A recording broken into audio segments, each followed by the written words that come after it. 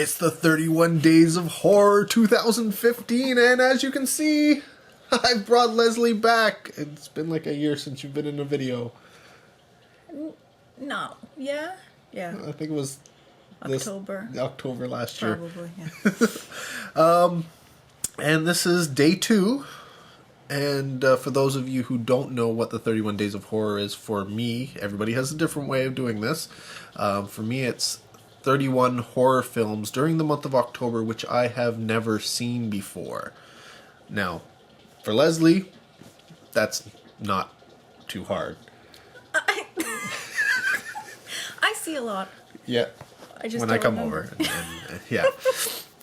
But today we watched a remake of a 1980 film from William Lustig, which she hadn't seen the original. And I hadn't seen it in probably 10 years, which was kind of my intention. I didn't want to rewatch it before I watched this, so I've been putting off watching it for a while now. I wish I had seen it. You would, yeah. Well, we're gonna watch. She will. Maybe not this month, but soon. Soon well, we'll I have get to see now. It. Yes. I can't wait or anything. Well, you're gonna have to wait. We got 31 Days of Horror that we gotta watch, and I've already seen Maniac. Yes, in case I just didn't give that away. The film that we watched was, what was it, 2014, 2013? I don't know. Recent Maniac, starring, who was it? Elijah? Mr. Baggins, Frodo Baggins. Isn't that Elijah Wood? Didn't he play that guy? I think, wasn't he in that, The Good Son? Was he in that? Or I'm thinking somebody completely different. Good Son, isn't that with Macaulay Culkin? But there was another kid, wasn't was that there? him? I don't know. I shouldn't say that. I don't know what I'm Hey, talking post about. down below if you know if Elijah Wood was in The Good Son. You know what? I don't think I've seen that since it first came out on video. But he just looks, I don't know. But anyways, yes, Maniac, for those of you who don't know, is about a maniac who goes around killing women and scalping them, essentially. Now, both films, the original and this remake, are very similar in terms of story. But there are some very big differences. With this new Maniac, most of the film, not all of it, is actually in first-person perspective. So you are seeing, not to give it, you're not really giving anything away. Elijah Wood is the maniac. Like, he's right on the cover, he's got the knife, right? So most of it is from his viewpoint. And so when you're seeing Elijah Wood, for the most part, it's going to be in reflection. So there's a lot of use of mirrors, a lot of use of glass and things where you can see somebody's reflection in it, just so that you can actually see that Elijah Wood still is in this movie. Because otherwise, he wouldn't really need to be, honestly. But yeah, having not seen Maniac before, what were your impressions? It was okay. It was okay? I didn't really like it that much. No? No, and that first person bothered me. Why? Why was that? I kind of liked it. Yeah. Because, you're him, kind of like, But then, how it wasn't transitioning well. It's like him, but then you're seeing, like, you know what I mean? Oh, yeah, it's one of the problems with a film being shot first-person perspective is if you don't maintain first-person perspective, it can cause problems in the sense that there are scenes in this film where it looks like it's first-person perspective, but there's no way it could actually be first-person perspective and still maintain the illusion of what's going on, because people involved, it wouldn't be realistic, That's what bugged me. Yeah, and that's one of the, I can see where, that is a problem where you don't know necessarily if you're in first person perspective.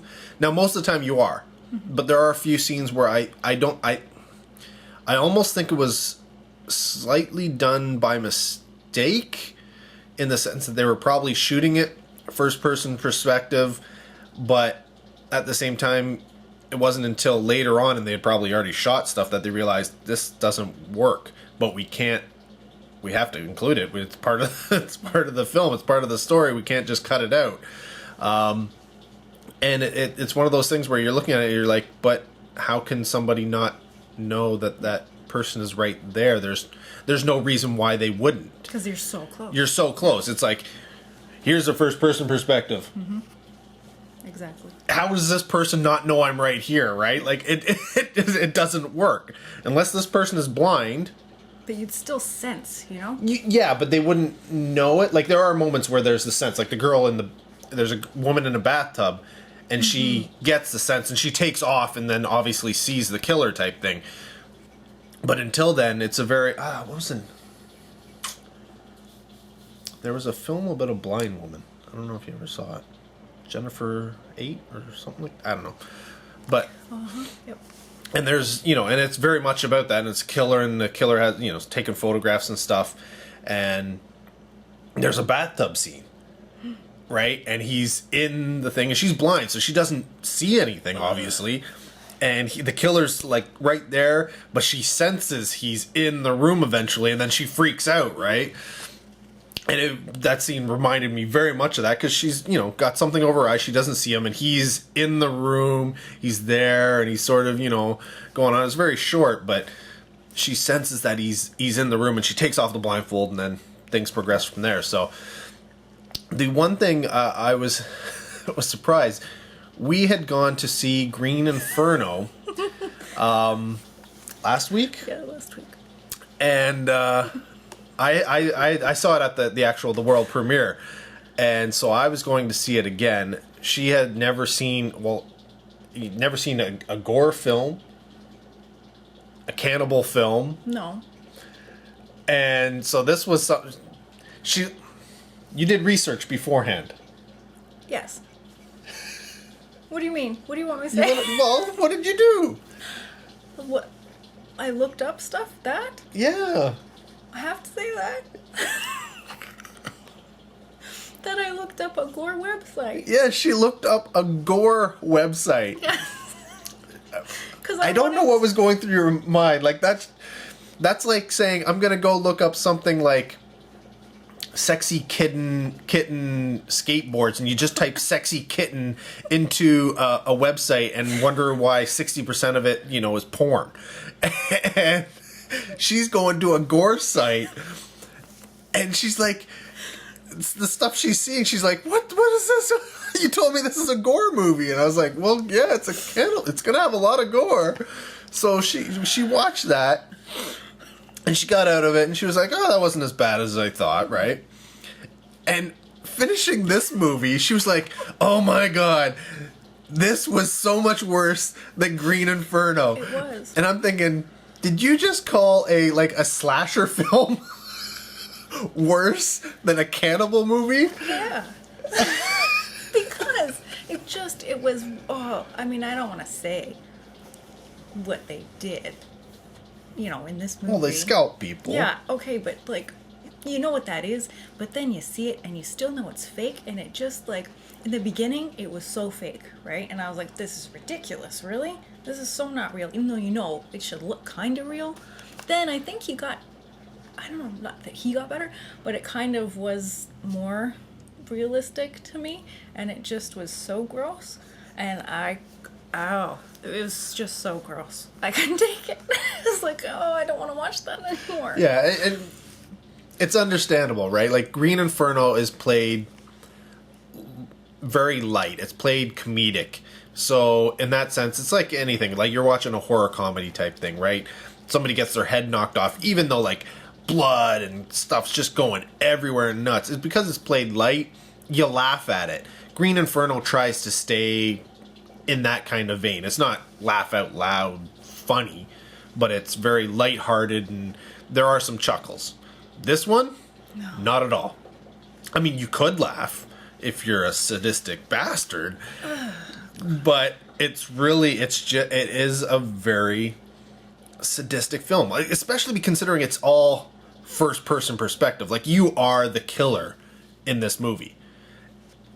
And yeah, when it comes down to it, it's like you're watching and it's here's the hands, here's the thing. It's you cutting somebody's head off, like, well, their scalp, right? Their hair. Oh, God. So yeah, it's understandable. Now, I really enjoyed this film. I thought it was, yeah. Okay. It was like the first person perspective. It's well done. It's not perfect. Like we said, they had a few mistakes and stuff that they didn't quite think through. But at the same time, the different things they did with cameras and reflective surfaces and stuff, just to be able to get shots so that you could see what was going on, and it wasn't all, like killing somebody type thing. There was, so you could see it from a different angle. I thought that was really, really smart. Really, especially the one, there's a girl has a mirror above her bed. Oh. And the way they did that, the entire sequence and scene there, really, really worked. And so kudos to them for coming up with all these different angles and ways of shooting this film. That was really smart. I mean, it's a remake, so you can't say the story's new. It's not. It's almost, an identical rehash of the original film. But it's one of those things where you're looking at a remake. How can you make a remake different and yet the same? To a point where people can watch it and enjoy it. Like, maybe you're a big fan of Maniac, the original Maniac, and you love it and all this kind of stuff, and then, you hear a remake, right? And everybody groans, oh my God, we're getting another remake. But here they come out and they put out something like this, and you're like, okay, that was on par with what I liked, but it was done differently to a point where it felt very like a different film. And that's what that's what I really, really like about this. And I'm not going to say Elijah Wood's performance was anything special, because like I said, most of the time he's not there. So yeah, nothing really big there, but yeah, I don't know. If you're a fan of that type of thing, if you're a fan of like a very gritty, realistic slasher type thing where, the kills aren't just a stab and, move on, or a slice of the throat, and, if you like them where it feels real, then I think Maniac is definitely something that you're going to enjoy, especially, and this one here. See, I think that's probably why it bothered me. Yeah, and I can understand it. Yeah. I can understand that. But yeah, I mean, it's got the gore, it's got the nudity, which she didn't care much for, obviously. It's not necessary. Except for that one part. Okay, I get it, but really, come on.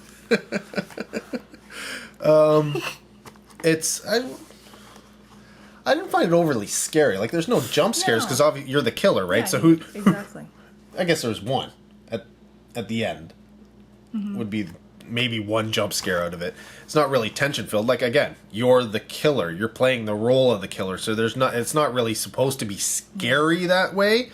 The only thing would be if, I don't know, say you have a fear of being attacked at night on city streets, right? Like, Who doesn't? No, well, I don't. Well, I do. Well, I'm on the city streets. I'm not thinking, oh, somebody's going to jump out and kill me. But I know a lot of people who are. Like, they will not walk anywhere alone. And for them, watching something like this, it would definitely give them that feel. And, of course, that in turn would then, drive that fear home when they're watching the film. But, yeah, I don't think they've watched this kind of movie anyways. But that's another story. So, yeah, I don't know. I highly recommend Maniac, and I'm not so much, I'm guessing. It's not a horrible movie. It's not the worst movie ever. Like, I'd give it like a half a thumb out of 2. Out of 2? Yes. I don't know, it's not my thing. Did you just come up with a 2-star rating system? I guess so.